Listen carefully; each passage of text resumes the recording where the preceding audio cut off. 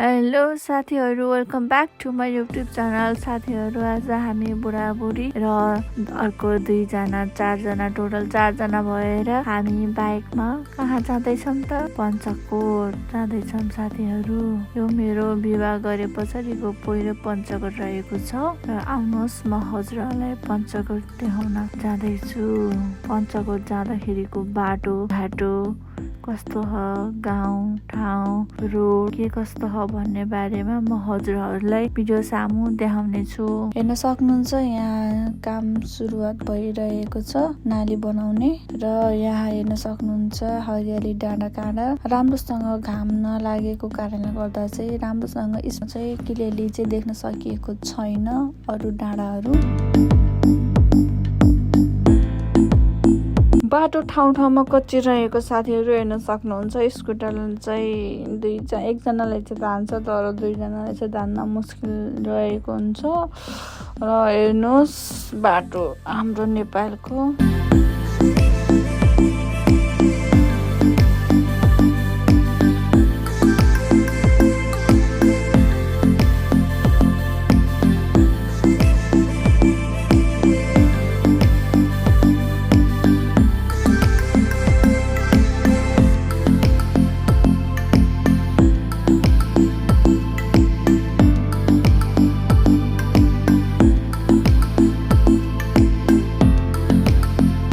हेर्नुहोस् साथीहरू, बाटोको कारणले गर्दा हेर्नुहोस् त यति गाह्रो। मेरो बुढोको हातमा चाहिँ पुरा ठेला उठिरहेको छ।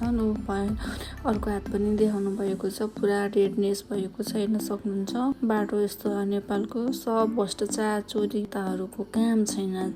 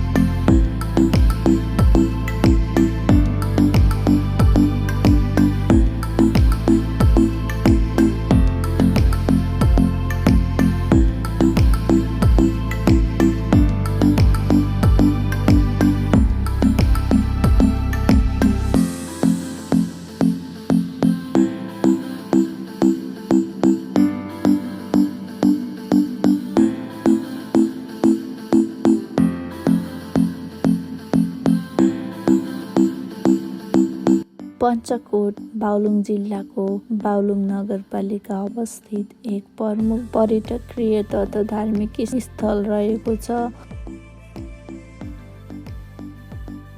यो स्थान विशेष गरी पञ्चकोट धामको रूपमा चिनिन्छ साथीहरू, जहाँ 5वटा प्रमुख देवी देवताहरू मन्दिरहरू रहेका छन्। यहाँबाट चाहिँ धौलागिरी अन्नपूर्ण लगायतका श्रृङ्खलाहरूको मनमोहक दृश्य पनि देख्न सकिन्छ।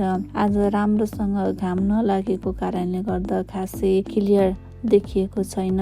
तर एकदम राम्रो घाम लाग्ने भने चाहिँ एकदम चकिलो घाम लाग्ने भने एकदम राम्रो देखिन्छ साथीहरू। यहाँ हनुमानको विशाल मूर्ति र विभिन्न मन्दिरहरू छन् जसले धार्मिक पर्यटनलाई बढावा दिएको छ। यो स्थान सुन्दर डाँडामा अवस्थित भएकाले वरपरको हरियाली र श्रृङ्खलाको लागि परिचित छ। हामी जाँदाखेरि कुनै ठाउँमा लालीगुराँस फुलिरहेको थियो ढकमक्क, हेर्न सक्नुहुन्छ।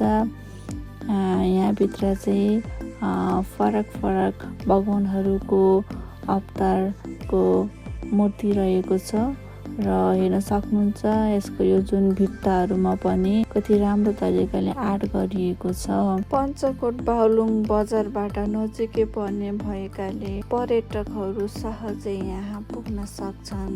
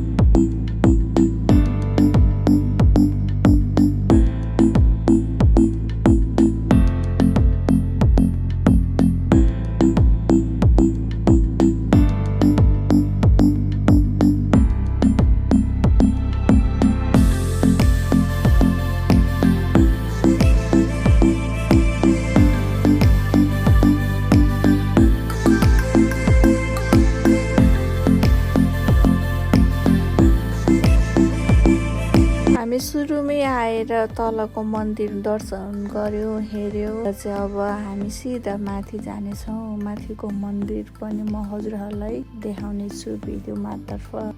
हेर्न सक्नुहुन्छ यहाँ कति धेरैजना बस रिजर्भ गरेर पञ्चकोट हेर्न आउनु भएको रहेछ। र यो माथिको यो मन्दिरहरू यिनीहरू चाहिँ अब बनाउँदैछ है, बनाएर सकिएको छैन अझै पनि। नि लालीगुराँस लटरम्मै फलिरहेको छ ठाउँमा। त्यो कारणले गर्दा चाहिँ मैले चाहिँ बहिनीलाई चाहिँ मलाई 2टा लालीगुराँस देऊ न भनेर चाहिँ नानीले चाहिँ मलाई दिइन्। Thank you so much for this बहिनी। र म चाहिँ लालीगुराँस लिएर मन्दिरतर्फ गएँ। र साथीहरू हेर्न सक्नुहुन्छ यहाँ चाहिँ सबभन्दा ठुलो घन्टी छ। यो चाहिँ हामीले बजाउन मिल्दैन अरे। यो चाहिँ पण्डितले मात्र बजाउने अरे कि, अरू कसैले पनि बजाउन मिल्दैन भन्नुभएको छ यहाँको मानिसहरूले। हेर्न सक्नुहुन्छ कति राम्रो देखिएको छ गार्डन। आहा, यो रहेको छ जुन अघि मैले हनुमानको मन्दिर भनेको थिएँ। यहाँ चाहिँ माथि ठुलो मन्दिर रहेको छ है। यो चाहिँ एकदम गरुङ्गो छ, कसैले पनि सक्दैन। कसरी बजाउँछन् होला भनिरहेको छु मैले नि। तल चाहिँ त्यो धागोले चाहिँ त्यो डोरीले त्यो बाँधेको छ ताकि नबजाउन अरूले भनेर।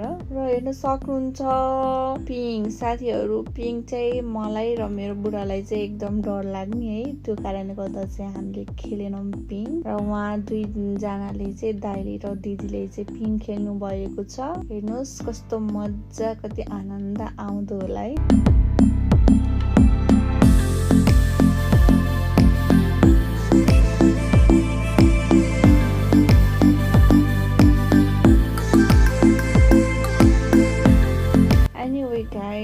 मलाई चाहिँ एकदम जाडो भएर आगो ताप्न गएँ। आगो बालेको थियो नि त त्यता, अनि म चाहिँ आगो ताप्न गएँ। यस्तो जाडो थियो, चिसो हावा लागिरहेको थियो।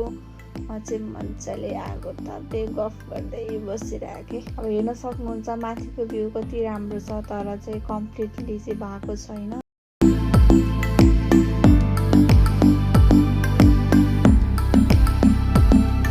ल साथीहरू, हामी चाहिँ अब पञ्चकोट घुमिसक्यौँ। अब हामी घरतर्फ फर्किनेछौँ। हामी आएको जुन बाटो छ त्यो बाटो नभइकन अर्को बाटो फर्किने भनेर त्यो तर्फतिर चाहिँ हामी जाँदैछौँ। तर बाई चान्स यहाँबाट चाहिँ बाटो ब्लक थियो, किनभने बाटो बनाउन लागेको रहेछ। त्यो कारणले गर्दा चाहिँ बाटो ब्लक भएको भएर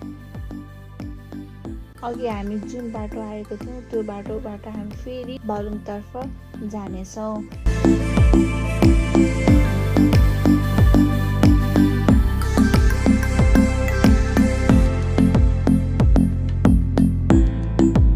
अब हामी फर्किसके पछाडि साथीहरू हेर्नुहोस्, हामी बालुङ बजारको नजिकतर्फ आएका छौँ।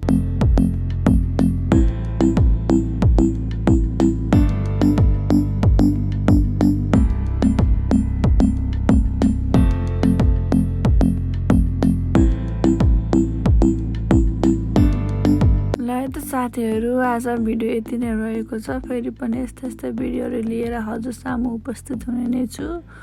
आजलाई यति नै छ साथीहरू। मेरो यस युट्युब च्यानललाई हजुरहरूले लाइक, कमेन्ट एन्ड सब्सक्राइब गरिदिनु हुन हार्दिक अनुरोध गर्दछु। धन्यवाद।